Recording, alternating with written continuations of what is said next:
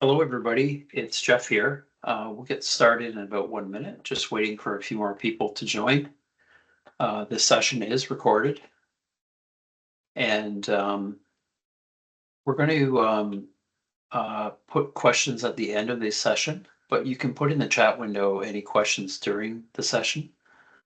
So that'll allow us to get through the content, and then we can answer any questions you might have.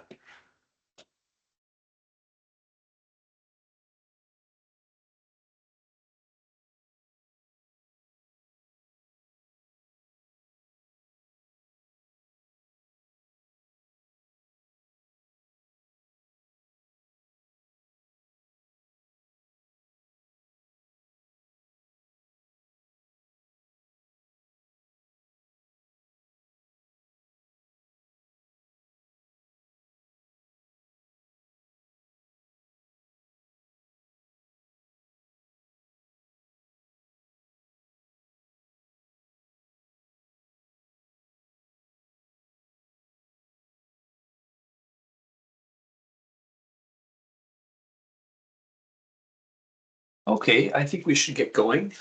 This is a extended session to kind of walk through the Builterra Design Connect extension for Civil 3D. Builterra Design Connect's been around for a few years now, and I'm hoping this session can kind of walk through it a little slower. And if you're already a Builterra user, then certainly you can start using it anytime. If you're not a Builterra user, then maybe there's something here that you can use, and reach out to one of the salespeople to get a copy of Builterra for quantity takeoffs and cost estimating using Civil 3D. Quick agenda. Like I said, we're going to review things in a fair amount of detail. Probably from a conceptual level, and then we'll get into some details around the bid setups, etc. And then for each object type, we're going to do a configuration and an extraction from Civil 3D. So hopefully you can see sort of the different types of extractions that are possible here. Before we get started, if you're not familiar with Builterra, we are a construction contract administration platform, or if you're an American, a construction management platform, specifically built for civil engineers and the public sector design and construction people. So if you're doing a road, sewer, and water project, linear in most cases, Builterra is a great option to do the daily progress inspections and progress payments. It's comes with with project management tools as well for contractors, and a document repository, task management. So it's got all the pieces you need for project management of these public sector projects. It does land development, site plans, and pretty much anything inspection related as well. It'll even do geotechnical logs and subsurface utility, bridge inspections. So it's pretty much a online project tool. Lets you do tons of different types of inspection. The mobile app is geospatial in nature, so everything you collect has a coordinate system, a coordinate like lat long. If you hook it up to an antenna, you can get better accuracy, and we do connect to some of the locate devices. So it's very much a civil engineering mobile app, not a app made for general contractors, for hospitals, etc. It's very much civil engineering related. So this is what we do, and today we're going to look at the design CAD BIM part, but all of this data can flow through into the bid tender, obviously into the inspection system for daily progress reporting, and ultimately progress payments. And This as-built GIS is a lot of our clients are using it for as-built, manhole, invert, data collection, etc. And we've got a new mapping scope that's coming out, and we'll do a demo in late February for that.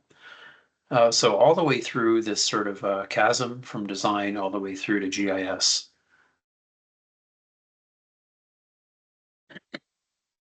Getting started with Builterra Design Connect requires, like I said, a subscription to Builterra. And once you get that subscription, you can go ahead and download the extension. And we keep everything on the add-ons page, and I'll show you where to get that if you're already a user. And the installation is basically a click of the button. Now, one thing you have to keep in mind that there is licensing, and you have to be added to a users group that has that access to, and I think it's out of the box now. It's no longer custom, so you can just say that this person is a Design Connect user. So very simple to add somebody to that group. So if we look at the add-ons page, when you first log in with your email and password, this is an online product, so you'll be right through the browser. You can click on the add-ons page, and you see all the downloads available. Right away, you see download Design Connect, and it was updated a couple of years ago. We're looking to do another update soon, but this current version works with 2025 and 2024, no problem. The other land project toolkits and civil essentials are also available for licensing, separate licensing. So that's where all of our customers get these installs.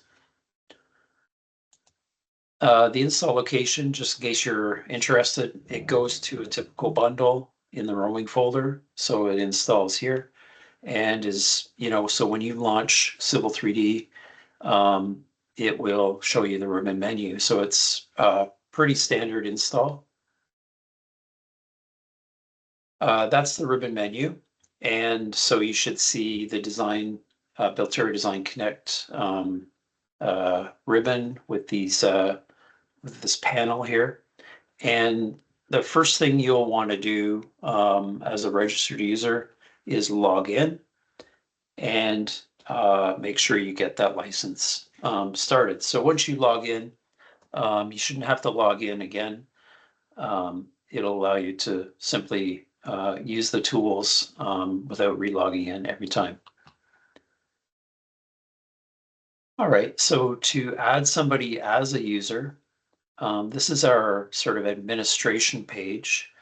And so if you're the administrator of Builterra, under the account tab here, first thing you'll be hit with is the users here. So you can add the person as a user, select the user, and then simply add them to Design Connect users group. So this is an out of the box setting now. And you don't have to go looking for all of the specifics. You can just add them to that user group, and they should be able to use the product. Now, the bids and tenders configuration, this is sort of the whole, standardization of the bidding system, the tenders standardization. Now I kind of interchanged the word bid and tender throughout the presentation because some Americans like to use the word bid and Canadians call them tenders. So we'll kind of mix it up a little bit. Again, under the account option, and there it is there. Okay. You'll see all of these settings, of course, and the catalog manager is where it all starts. This is typically, you'll keep these in spreadsheets, maybe old projects. I mean, there's all kinds of ways to standardize your schedule unit prices items, but this is the online sort of version of that. So you'll set up, say, getting started or whatever you want to call it. Could be residential catalog or, you know, commercial catalog. A lot of our cities and towns will have their standards set up. And with that, they have their own unique item codes, possibly a description. And the difference you're seeing here with other systems is because we're sort of GIS focused, we can add attributes that are beyond just item code and description or unit type. We can go to the configuration here and add material, add diameter, add class. These are what we call fixed attributes. So these would be sort of available now for selection in the project tender. So these are things that are specific to that item code. And what you won't see is, say, street name or manhole from and to or depth. Those are what we call flexible pay item attributes, and we'll talk about that in a second. So the best thing you could do is start building your catalog with standardization in mind. And you can even attach specifications here as a Word document or PDF, etc. If you wanted to. You would add these as very standardized sections and tables. You can upload a CSV to make it easier. And once it's set up, everybody in the company now has a standard catalog. So that's sort of that's Builterra. That's what we do. We set up these standard catalogs, and then everybody in the organization can build the tender the same exact way. You don't have variations. Now here's the second part of this whole configuration piece is what we call Pay Item Manager. And what this does is it extends the catalog attributes into more like what we call flexible pay item properties. And for example, start and manhole, street name, soil type, you know, average depth. These are things that vary from item to item, so we wouldn't put those in a catalog. So this is sort of it augments the catalog table. And once you add all of this, one of the items was length. That's one of the properties here. You can quantify that. So once you specifically say the length is my quantity field, that's been set up. And you only have to set this up once, by the way. It's not like every project or anything. It's a standard. It's just like a CAD template almost. And we borrowed from Civil 3D for this part is the start in square brackets. You can actually specify how in the bid or the tender, what the description looks like in the Excel spreadsheet when you export. So just like a label in Civil 3D or a style, you can specify how you want that to look in your bid. So this is the preview, manhole from to, the diameter, material, class, average depth. So this can be very much configured to your company, and that's how you do it. Now, so once you sort of set up these pieces, again, it takes a little bit of time, but we can help you out with that. We set these things up for people like for practically every week. And there's a long description, we call it. Okay. Once you have those pay item properties set up, then you can say, well, how do I want to do cost estimating? Because this is sort of our value here, is we can connect any one of those properties to an estimating mechanism. So without programming, I can say, in this case, sewer pipe width depth. It's going to use the diameter of the pipe, exact match, and the average depth plus or minus half a meter. So this is sort of how that query is going to run. And that's for the item. We can also do project queries. So, you know, query projects of same type or maybe same customer or something. So you can sort of expand that. Okay, sorry about that.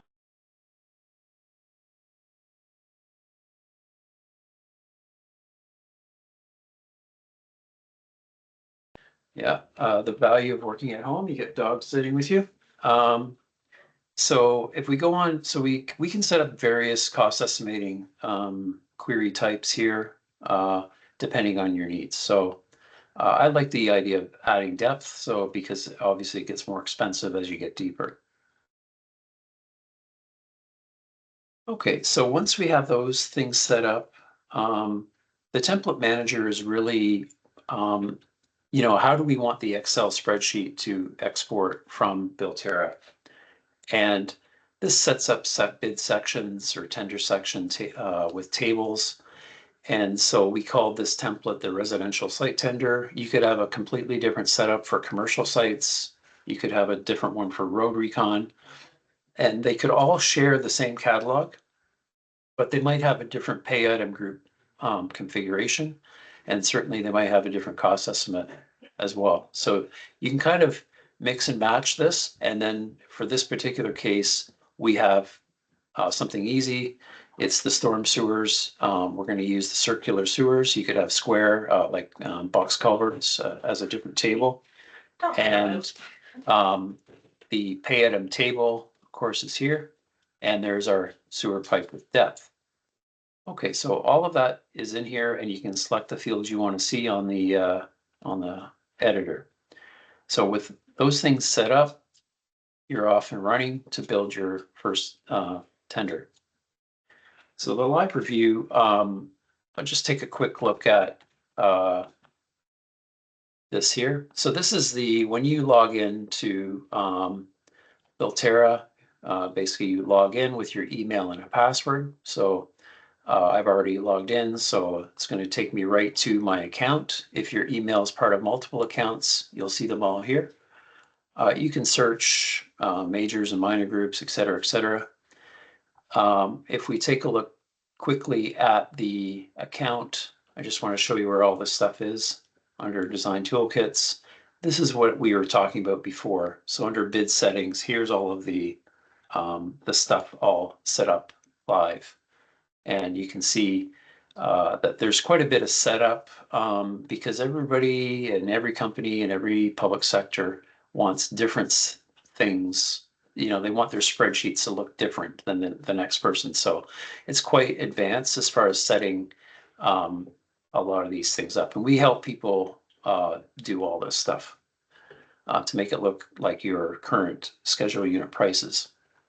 Okay, so once that's set up, if we go back to the projects here, okay, so these are actual projects that I've set up already. You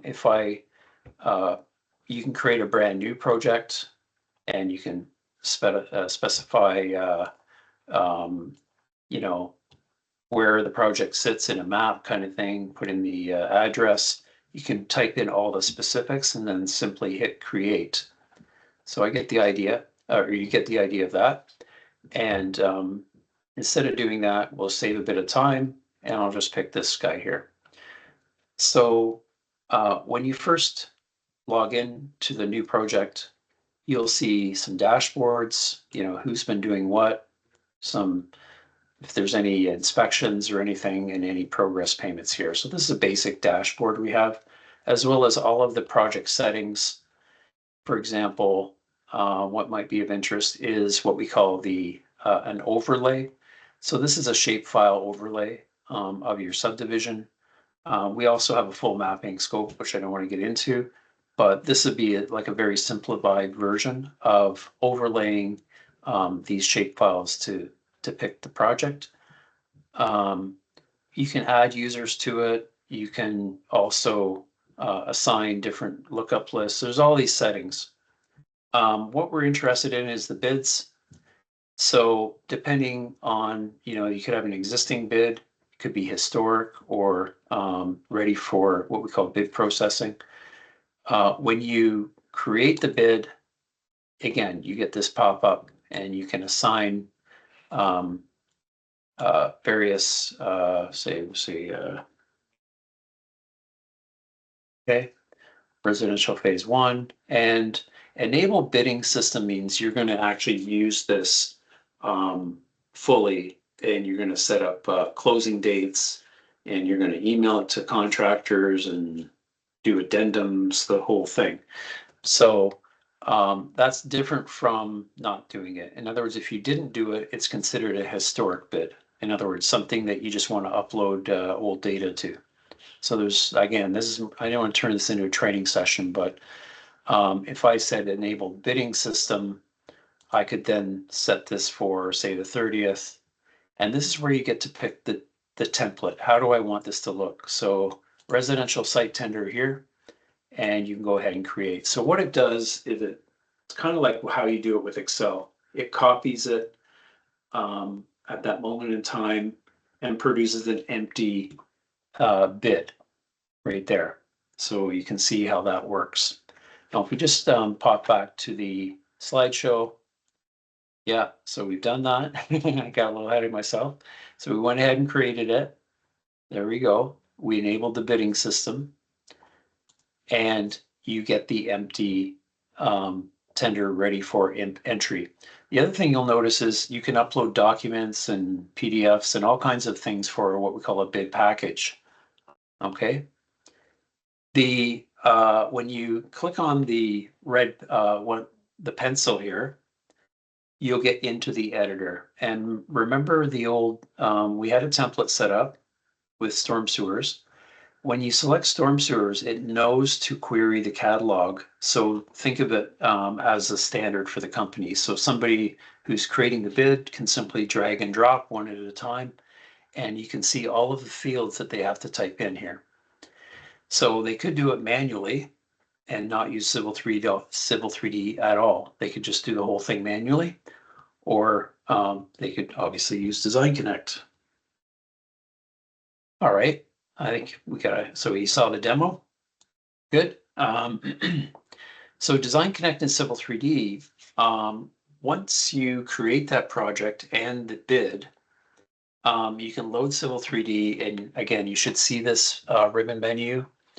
If you click on Design Connect, it loads all of my accounts, including the projects under the account. There it is there. And of course, the bid or the tender that we're interested in populating right there. So there's a dockable container that does that. So then when you click on this purple button, it associates this drawing with that bid. So next time you load the drawing, it'll know that's the bid. And you can load multiple drawings. In other words, you can have a layout drawing with water main. You can have a pipe network drawing. You could have another drawing just for quantities, maybe road granulars or something. So you can have multiple drawings all contributing to parts of this. So when you click on the purple button, you'll actually see the entire bid that you saw online sitting here. These are all the sections, and these are the section tables here. So we'll look at the configuration method in a second. And what you will see here, though, is these are bold and these are not bold. This means that these have been configured to your standard. This is up to the CAD standard. So that gives the CAD person an idea that you can query those layers, we'll call them, or objects. For example, structure installation is probably not a CAD thing. Pipe installation, probably not a CAD thing. So it won't be configured. So the entire bid is put into here. All right. So as far as the demo goes, we're just going to Civil 3D. We'll take a quick look around. So this was the pipes drawing that we saw on the PowerPoint. And these are Civil 3D objects, obviously. Pipe networks are really the low-hanging fruit because they are fully populated with properties, and if they're not exploded, you can grab everything you need to do the quantity takeoff. So when you load the Design Connect, you'll see this dockable here. And if I go ahead and pick the Design Toolkits, that's the account, and say Tranquil Estates Phase 1. Okay, so we're going to now associate that, and it pulls up that entire bid. So under the storm sewers right here, there's nothing in the bid. So if you had something in there, it would have showed up here. If we look at the configurator, okay, this is something, say, the CAD manager might do. It's kind of like setting up a CAD template, a drawing template. You're going to have to go back and forth on each section table just to make sure the objects are correct, you're mapping the right properties, and if there's changes in the Builterra template, then you've got to come back to the CAD template or configurator and make sure those changes are also made. I'll just give that a second to load. I think it's because I have so many accounts. Let's just go to the PowerPoint, because I did record all this in case we run into issues. Okay. All right. So there we go. There's the configurator. So once it comes up, you'll see the account and the template. So all of these settings are actually stored in the template online. The idea behind that was if you have multiple people using this, you don't want to have to use a database somewhere. It has to be part of the Builterra system. So if we select the storm sewers table in the big template, we can basically create a selection set. For Civil 3D users, when they right-click on an object, there's a tool called Select Similar. It's basically that tool. It's basically automating the concept of Select Similar. And you can create multiple selection sets based on the selection of an object. And so when you select the object here, it'll kind of fill in the categories. And you have, when we get the live version up, I'll show you how that works. But basically, the object type, it'll know if it was a square pipe, it will show you that. The layer, if that's important. Style, of course, so you can filter on style. And so you can set all these things up. And once you set this up, it knows what properties are available to the pay items to map them. So I call them the same things in my bid template, so it would make it easier. So I just kind of make sure that the pay item field matches the object field. And so that's how you do it. And then you hit save. So you go through each table and you figure out which properties you want to map to which object property. And like I said, Civil 3D pipe networks are the easiest because they have tons of properties. Okay. And just see how that's coming along here. Okay. So configuring the storm sewer, we're going to go ahead and take a look at this. So that's, again, when I pick on that, there is something already in there. We're not going to worry about that. We're going to blow it away with new information for this project. And so when you query, it should bring all that data. Let's check the configuration first. So when I pick on storm sewers, I have multiple options here. And this is where you can set up different selection sets for the same table. So in this case, you want a single and a double because it's the same network, but it just uses a different style. So you can do that. You can add multiple selection sets. And so you can just change that, make sure. So there's the double here, and there it is there. So it's going to do both styles, and it'll put the properties into the proper pay item container. Okay. When we go ahead and query, we look at this. Okay. Oh, we'll just go live here for a second. Sometimes I use videos and sometimes I go live, depending on how good my internet connection is. But basically, storm sewers here, if we go ahead and query, it's going to pull up the data in the network. And so you can see it's pulling in everything. I mean, look at this pipe here. It's pretty, you know, 1/2 meter deep. So obviously that needs an adjustment, and that's pretty darn deep there. So as I click around, you can kind of see it highlights the pipe. If you had 2 screens, you can kind of go around and look at all this data. Okay. So it's leaving the item code and description empty because we really don't need it for the cost estimating. It's using all of this information like diameter, material, and class to do the estimating. When you go ahead and overwrite the bid section, that's what I'm saying is even if you had data in there, you could replace it. So that means you can go from, say, a draft plan of subdivision all the way through to the final submission just by replacing the data constantly. And you don't have to worry about, you know, removing and replacing all the time. You can just completely replace it all the time. Okay, so once it's in the server, it's done the estimating. So this is what's sitting on the server when I hit close here. Oh, there, nice one. Okay. That will perform the cost estimating. And that's my Civil 3D. Yeah. Okay. Let me just fire that back up again. I'm sure you've seen that error sometimes on 2025. Just pull it up again. Yeah.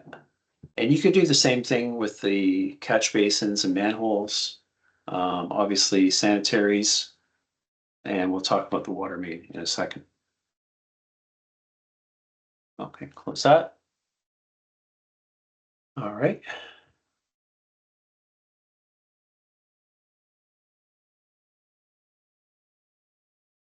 There we go. Didn't take too long. And we'll just pull that open again. All right. Good. So again, we'll go to Design Connect, and as I said, it'll remember the template or the project and the bid, sorry. Under storm sewers here. So based on the query that we just did of all of those sewers, it's here.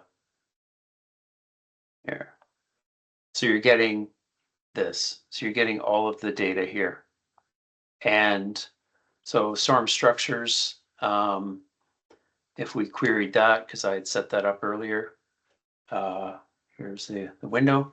So we're getting into the style of manhole and the names, the street names. So if you associate the alignment to it, you get all of that.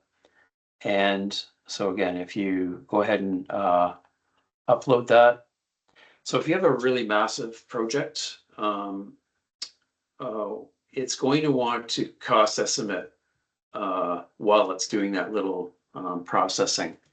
So you can shut the window down in the middle of the processing, and it won't affect anything. It'll keep processing, and then next time you click on this node, it'll show all the data. So there's a couple little things like that. There, tab. Okay, good. So there's some data, and see how it's written the description, how we set up that long description. So it knows how to write that to the tender. Okay. Same thing with rectangular. It's pulling in any catch basins right here. Same idea. And we can upload that. Okay. So we'll shut it down for now. Okay, so that's sort of how that's working. And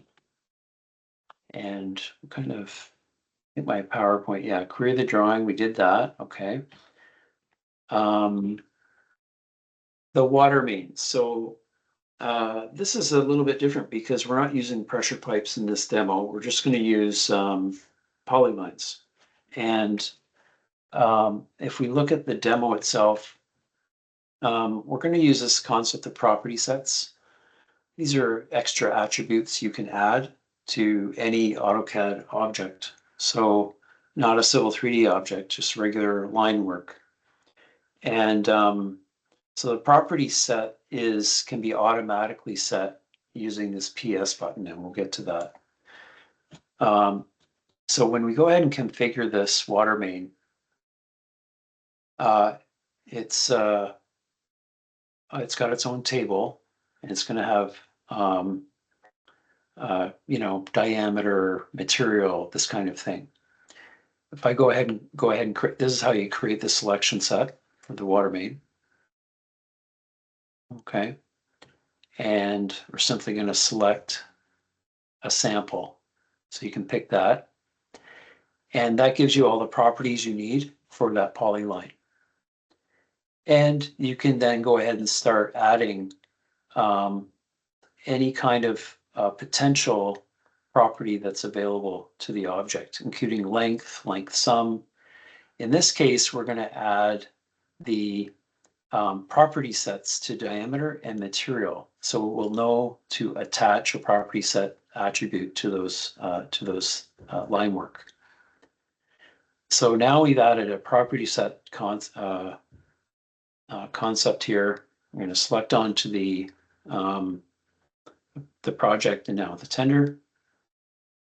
So when you select on water main, of course, it's empty for now. What we want to do is press on the PS button, and this will automatically associate those property set attributes with all of the line work that we've assigned to that section. Otherwise, you have to do it manually. So it's just a little bit of automation to help with that. And so when you select on the water main now, you'll see in the properties under extended data, you'll see property sets. And this is where you can type in whatever you want. So it's now you have to be careful because there's no lookup list capability here. So you have to be a little careful when you're typing in material types, etc. Mostly because if you're doing cost estimating, you want to make sure it's spelled the same way. So that's all your properties set, and you can go ahead and set all of the different properties, multi-select, etc. And do it all the same way. So you can set up your water main here if you're not using pressure pipe pretty easily using property sets. Okay. All right. And so when you go ahead and do the query now, you should get all of the polylines with those properties assigned. Now you'll notice one thing here. If you do a whole bunch of water main, it'll accumulate. In this case, we wanted a water main length sum. So it'll take all of the water main on street B with a 150, and it'll group it as one line item. So there's little things like that this will do if you set it up right. So, because then you don't get individual pieces of water main, you get a total length of water main. So once you upload it, it'll go to the site. Yeah, and then it'll do the query. Again, in this query is using material and diameter in most cases to set the price. Okay, so there you go. If there was prices in there, it would have appeared. So this is how it'll appear in the bid. Right. Setting up constants for codes. These are for things where this is an example of you have to sort of know what you want to set this up. For example, a hydrant or a valve, they all have specific item codes. So what we want to do is we want to assign the item codes based on, in this case, the hydrant has a very specific item code. So this is the use of a thing called constants. So again, these are various ways to query the data. So if we put in a constant, we're using the item code itself to say, hey, that block is that item code. And that's it. That's all you have to do. And then you count it and you save it. So it'll query all of the blocks called HYD and it'll assign that item code. You can put all of your blocks in here into different selection sets, so it all goes into the same table. Okay, so you can keep going, and again, if you're not using pressure pipes, great way to count blocks. Okay, so I'll just fast forward that. Okay, so all of those blocks are going to go into the water main appurtenances table. And before I get too long here, so we've got the item code that came in as a constant, and it counted them all. Good. There's a thing here called reverse lookup. So what it does is it takes the item code and it fills in the description and any notes that are coming from the catalog. So it's kind of like a reverse query. And that would be, so therefore you're not having to type in a description. So when you click on the reverse query, it knows, it puts in some notes that are in the catalog. And there you go. So when you upload it, it's it'll do the estimating and build the tender at the same time.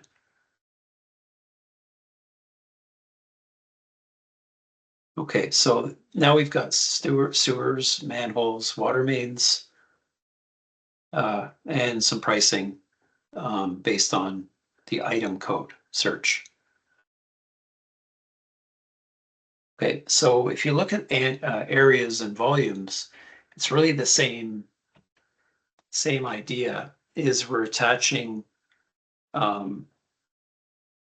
polygon with an item code. So there's a polygon for some asphalt, okay, or some granulars. All right, so that's pavement, right? And again, if you're not using corridors, you can do this. Okay. So you could set up a specific quantity drawing that's just used for these areas, because you might not want to show that in the drawings. Okay. So configuring it is more of the same. So it takes a little while to set this all up in your system, but then once it's set up, it's pretty much the standard. Okay, so granular A, okay, right? So you can go ahead and pick the granular layer. So you notice there's polygon area and polygon volume. I'm losing my voice here.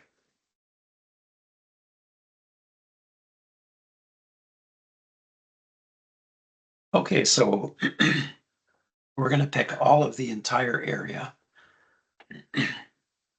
or you can do it per polygon. All right.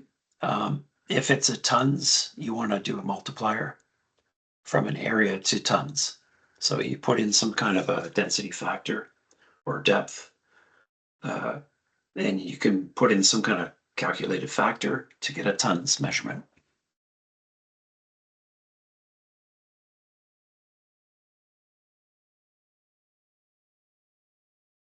Okay, so that's sort of how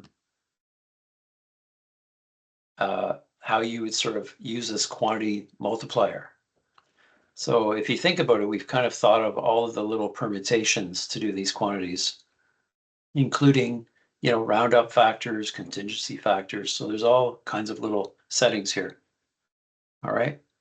And so when we assign the properties here, we're going to assign the item code from the catalog to this particular granular because it's specific. And therefore we can get the description and any notes from a reverse lookup. Okay. So once that's saved, it's saved to the template and we can go forward and query your drawings. Okay.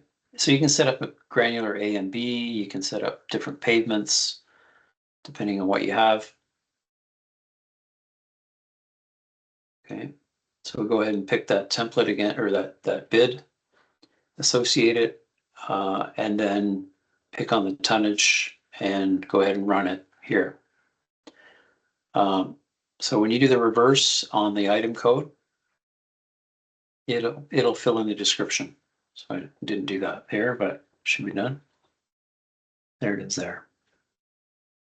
So if you made a mistake, you can always re-upload. Okay. And so again, granular A's and granular B's, they're using the same polygon, just with different tonnages. Okay. So you can type in the street name, or you could use a property set. Depends on how you want to do it. So obviously I'd want to use a property set for this, but. Okay, so once you get that all typed in, you can then again re-upload it to the server. And so like I said, you can fill in about 30% of your bid pretty quickly from these different CAD drawings right there. Okay. The query the granular areas, manually edit properties. So sorry, my PowerPoint. Yeah, there. So if same thing with curbing, we're looking to get the sum of all the curbings, sum of all the curbs. And again, you want to maybe connect that to a street name through a property set. Okay, and there's the selection set creator there. So you can type in the type of curb. So you might have different types of curbs. You get rollover curbs, you know, super elevated curbs, 6-inch, 4-inch. Depending on the type, it could even be colored. You could even use a different color for the different curb. I mean, there's all kinds of ways to filter. So, or you can just use a property set with the item code in it. In this case, we're just going to use one curb type. Okay. And save it. Okay.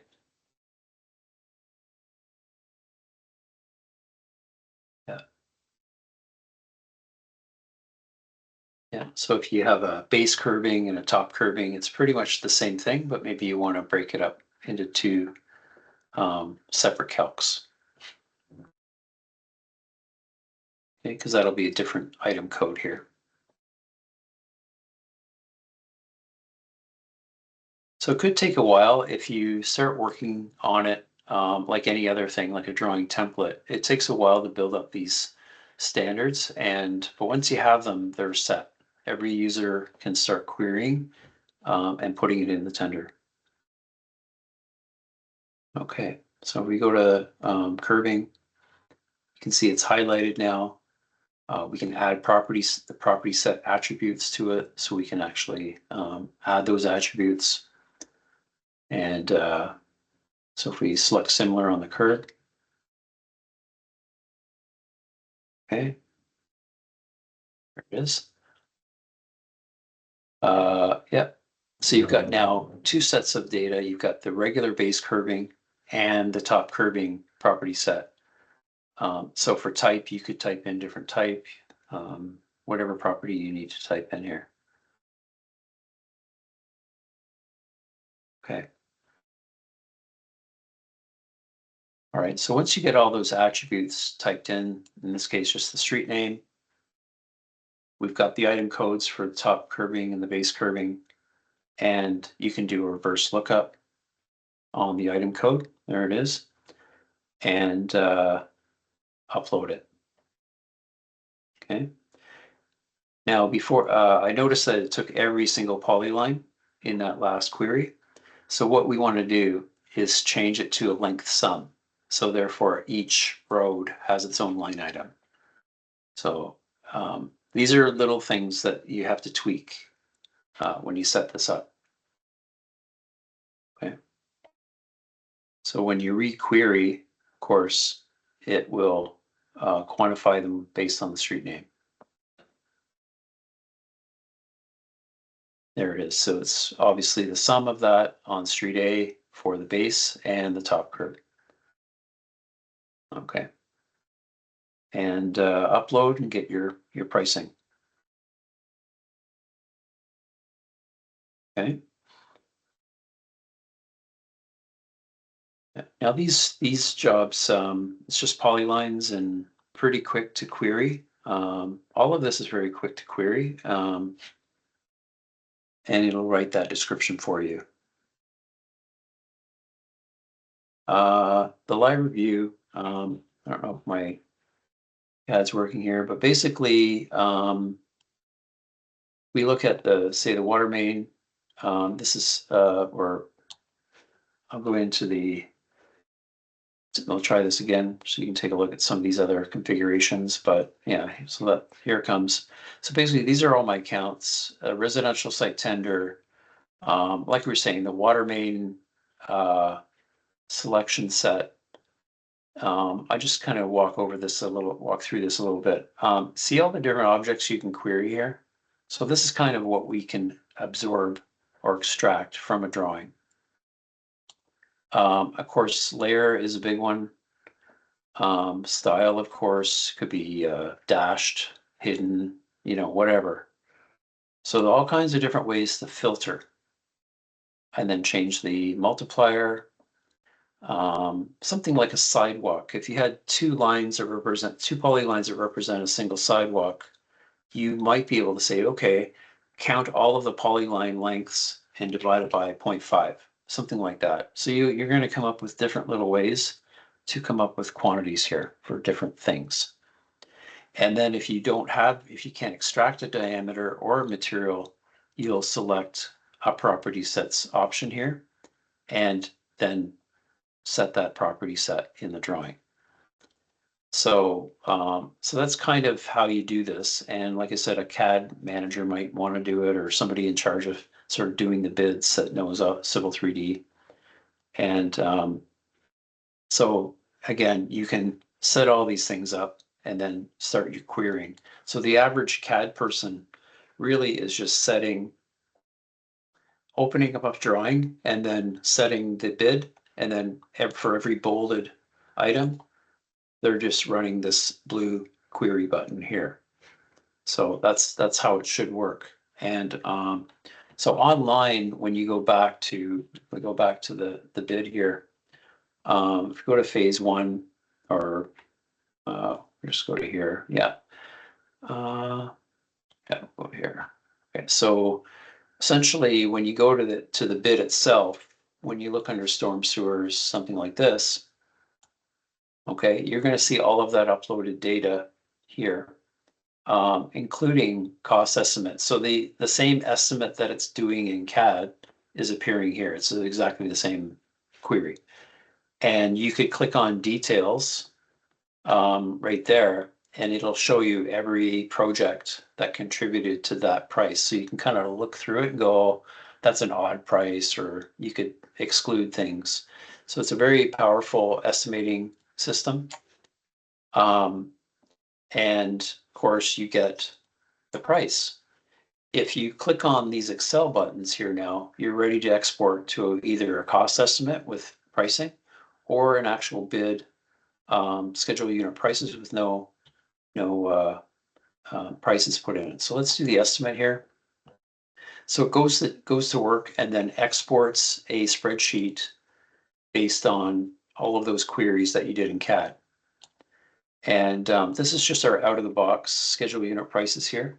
But you can see I've set it up so it has a summary sheet for each section group, and then I've set up a tab. So this is all configurable, 100% configurable. And so if I'm dragging and dropping from the catalog, it's kind of doing an estimate. I mean, these might not be valid, but like a site trailer, I don't know if it's 4450, but that's what the system told me. Earthworks, you could start doing earthworks estimating. Now you see the enumeration here is set up in such a way, it's like A1, A2. So, and then so it's setting everything up and configuring it and then giving me the average cost here. And so you can kind of walk through and you're immediately getting, I'm up to 1.9 million and I haven't even done these sections yet here and here. So if you were doing it by hand, say if I say structure installation, you might want to add some items like this and finish off the bid. So you can type in, you know, something like this. Okay, and these are sort of each. So you should have a lookup for that, but we'll go each, and we'll hit update. And so if there's any inlet controls in our database, if you go to estimate, it would have shown up here, but we don't have any. Okay, so that's it. That's how you do it by hand. If it's going to a contractor, you would hit this button and it produces a the same thing, but there's no prices. And so when you open the spreadsheet, it's completely empty, of course. And if you go to storm sewers and see these yellow fields, these are editable. So they could put in a comment if they want, or a price. They could say, well, this is going to be $245 per meter. And so it's calculating here, and on the summary, it's calculating here. So this is just the out of the box schedule unit prices. We can customize this however you want, but this works for most people, especially in land dev. So if you were to email that to 4 different contractors, they could resubmit the prices back to you and you check them into Builterra. So there's a whole process around resubmitting the bid to get these prices. Yeah, so that's sort of the Excel import export. We just went through that. Okay, good. I have a bad habit of going through my live demos before my PowerPoints. Now this is a question everybody has. How does it do the historic cost estimating? Really, it's from data, your data, that gets input for the items in your catalog. So if the bidding system is disabled, we used to call it historical bids, you can upload with Excel a whole bunch of old data. So this is exactly what you're probably currently doing in Excel. So you have old data, maybe 3 years of data, and you can start uploading it directly into the section tables. So if I was to do, say, water main appurtenances, for example, so you could literally just drag and drop all of these items. You don't even have to put in a quantity. All we're really looking for is a unit price, because this is what we call a historic tender. So we don't quantity, or the actual units, quantity doesn't mean anything. So if you uploaded or added these to your bid table, there's an empty template and upload template. So the concept is you would download it and then fill in the prices and then re-upload it. And you'd fill in the prices for, say, in this case, 4 different contractors. So I'll show you live how that looks. And then, of course, when you click on pricing, you get all the pricing from the Excel spreadsheet that was uploaded. You could manually type in these prices as well, but that would take a long time. Using the import is better. If you have other or more bidders, you can just say add bidder and you have a 5th bidder. And so again, you should see this is the description with the unit costs. And so every time you query a 300.7.1, it's going to literally go through every project that has that and with a unit cost. In this case, we're preloading it into some sort of historic project. Right there. So same thing with sewers. You might want to do something like this. Because we're not using item code, we're using design properties. So the class of the pipe, the average depth, maybe the material, certainly the diameter. So these things are all here. It's in your best interest to put in a variety of depths like this, if you can, a variety of classes. So then if there's changes in your design, you'll see how the price changes. So this is sort of an overall you know, right from 2 meters to 10 meters, what your pricing is. So you can kind of populate all this using Excel. And then again, this is just sit here as a historic database. We go back to the here. So we go to the historic and take a look on that. So if we go to, so I've got a whole project that just sits as a historic pricing. So you can load all of your different bids for every year. You know, if I pick on, say, 2019, it's got anybody, if you had multiple different contractors, it would have come out here. In this case, I have 4. If you look at how this works, when you click on, say, storm sewers, circular sewers, pricing, so you've got all these bidders, you could just simply add a new bidder and then put in their prices. The interesting thing is if you keep adding different company names for contractors, you could put, I mean, this is kind of a hack, but what you could do as part of the project is you can put in these custom details, and part of that could be the contractor name. And then in your cost estimate query, you could say, give me the price for XYZ contractor. So you actually know how much they are going to bid on it. So there's kind of some fun ways to play with cost estimating. Anyway, so once you have all this in, now we have data to go forward and do the estimating with. For a municipal client, they're getting data all the time for every road reconstruction, sewer, water. And so we're partnered with bidsandtenders.com, and we have a whole import-export method around that, so we can get the pricing automatically from the e-procurement sites. But for land dev, you pretty much have to do it with Excel. Now, I think that is the end of the presentation. Sorry, I had a bit of a glitch with the crashing of Civil 3D. Does anybody have any questions before we log off? There's a lot to take in, I know. Andrew, do you see any questions?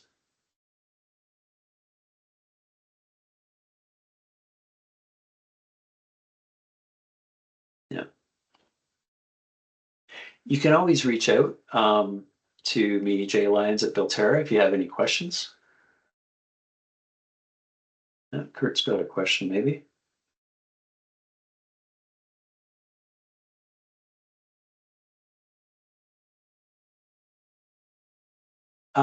Yes, that's exactly right. Will the software calculate an average price based on past tenders?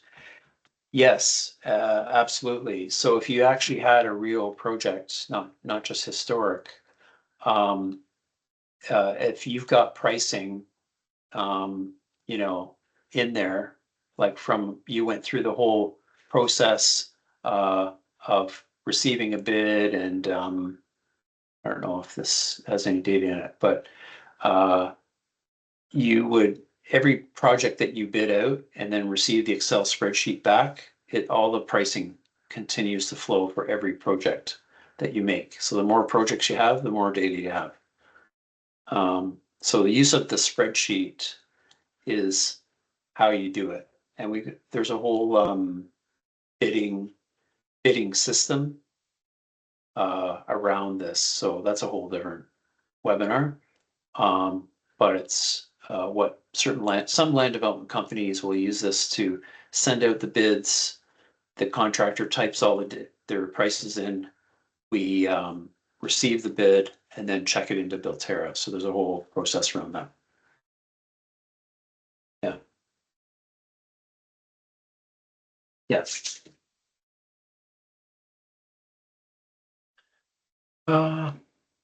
Okay. And, you know, like I said, there's all kinds of different options here to post drawings, bids, you know, inspections. It's a whole system essentially for you guys to use. It's not extra money to do, you know.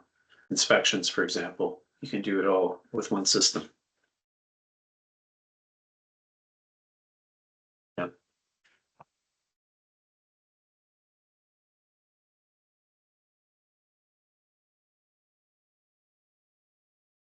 Okay, Hey everyone, we well, just enabled all microphones for everyone. if you guys want, you can email me directly, jlines@builterra.com.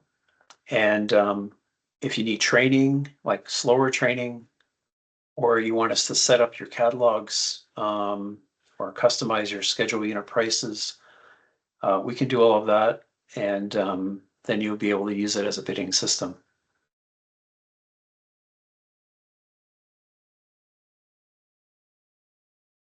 Okay, thank you very much. Have a great afternoon.